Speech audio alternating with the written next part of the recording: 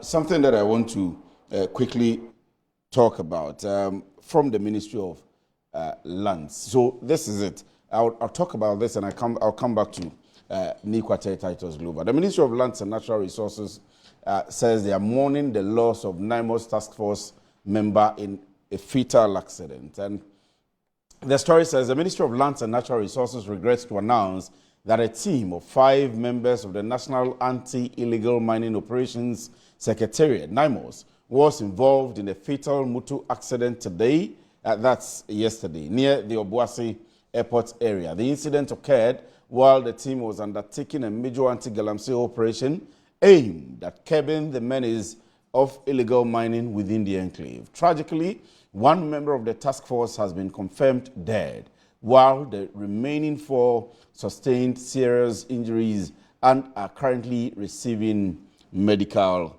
care.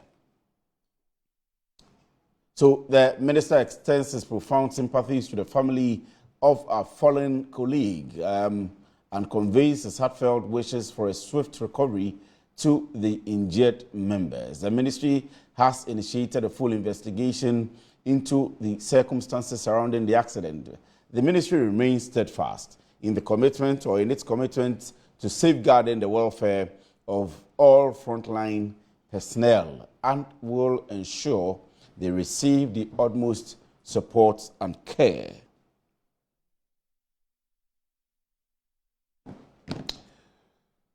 Right, so following this statement, we have the Media Relations Manager of the Ministry of Lands and Natural Resources right on the phone joining us. Let me speak to him pretty shortly.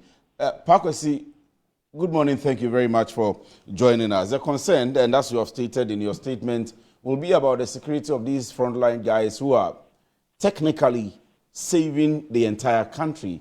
How does the minister intend to do this? Well, so of course, good morning to yourself. Good morning to yourself and to the rest of our listeners. The safety of all the men who are the front line is a priority to the minister, and that is why, as of now, he has commissioned. Hello, Pakwesi, are you able to hear me? Yes, I can hear you. Can you hear me? Okay, please go ahead. I can hear you now. Hello, am I loud and clear? Hello, can you hear me? Hello, please, can you hear me? Yes, Pakwesi, I can hear you now. Thank you very much. So I am asking that you duly stated in the statement that you have put out that the security, the protection of these frontline team that is technically saving the entire country is of utmost importance to you and the minister himself. How does the ministry intend to do this? Well, so indeed, the safety of welfare and well-being of all the persons at the front line is a principal concern to the minister. That is why, for starters, he has commissioned an investigation to establish the cause of this particular accident.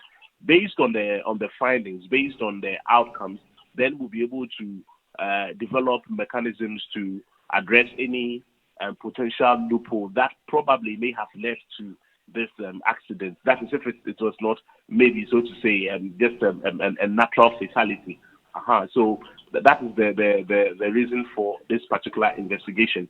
In terms of other measures that the minister is considering to ensure the safety of all persons who are on the front line, today, for example, you would have a meeting with the leadership of NAIMOS, and then a couple of discussions will be had in that respect, and across other agencies and all other persons who are involved in the fight against illegal mining. I know the meeting is going to come off today, but have you had the opportunity of engaging some of these frontline staff and what the morale is currently? So currently, the truth of the matter is that it is a very sad development, and so naturally everybody who is part of the secretariat is emotionally affected. Myself, principally the minister, for him, we can say he's very distraught as of now. But it has not necessarily dampened the momentum of the team at all. Indeed, in as much as everybody is sunken in emotions, the enthusiasm is still high, but it is mixed with grief. But we hope that we'll be able to recover from that quickly and then get back to work. Because the greatest tribute that actually we can pay to the memory of the departed brother is to win the war. And so, though we are saddened, I'm sure we'll be able to quickly recover and then continue with what we've always been doing. And are we winning the war as a country from your end as the ministry? Absolutely. We are winning the war.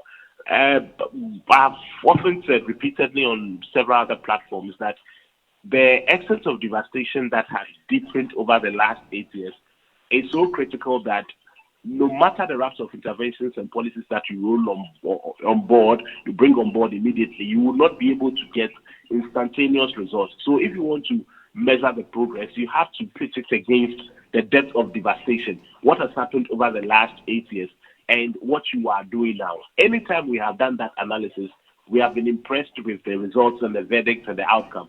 But we are still not resting on our laurels because indeed there is so much more to be done and we are committed to that. No room for complacency at all.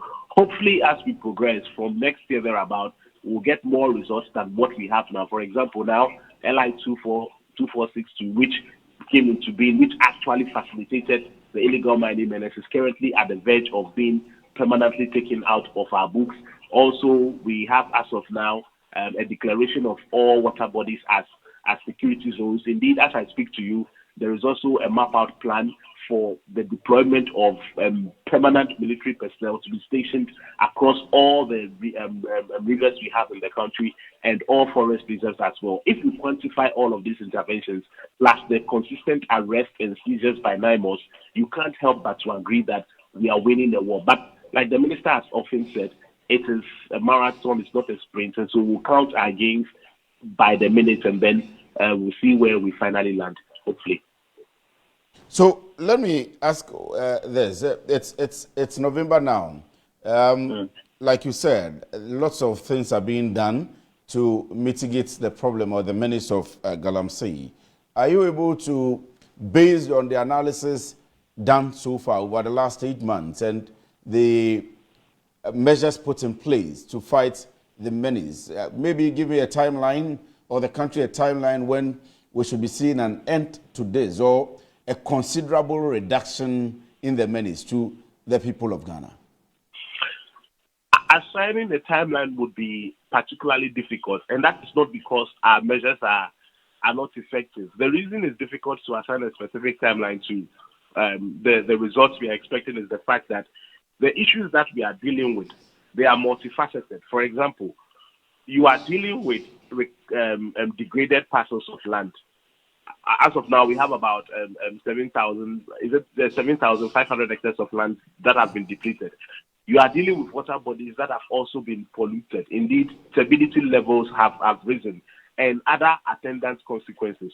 Because the damage we have, it's not a straight jacket damage. You can't assign a timeline because maybe if you are able to say that maybe turbidity levels will reduce, let's say by next year, you can't do same for the land reclamation, which obviously would take more time. So because the issues are generally multifaceted, assigning a timeline is very difficult. However, not to sound political or dismissive, the results will come very, very soon. It's a matter of time because all the interventions that we are rolling out daily upon review and examination and diagnosis, they are giving us very commendable results. And so it's just a matter of time.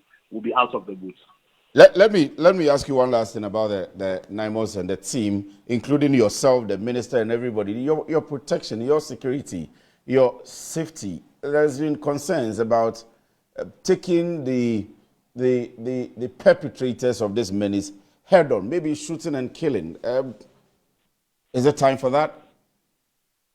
Well, the proposition or the suggestion for shoot to kill, it has appeared lucrative in certain instances, given the fact that, yes, now even some of the illegal miners are proving to be very combative and confrontational. And looking at the fact that we appear to be losing precious souls to illegal mining, then it has the conversation has now become, then why don't you shoot to kill them? But shooting to kill also has its own implications. Apart from the legalities surrounding it, you are careful not to venture into the creation of more problems.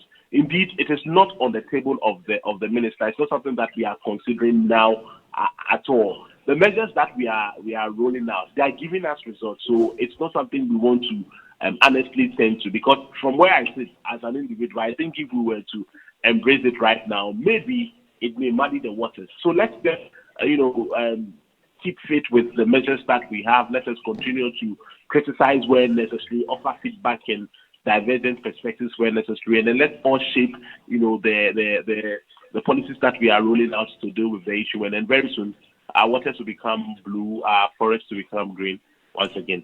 Oh, well, so your security and safety is also important to us. So in as much as you disagree with some of these, we would still urge you to be very cautious and in the work you are doing. And so thank you very much for your time this morning. We are happy to have you. Parkwesi Shandov is the Media Relations Manager, Ministry of Lands and Natural Resources. He joined us this morning on the issue of the NAIMOS.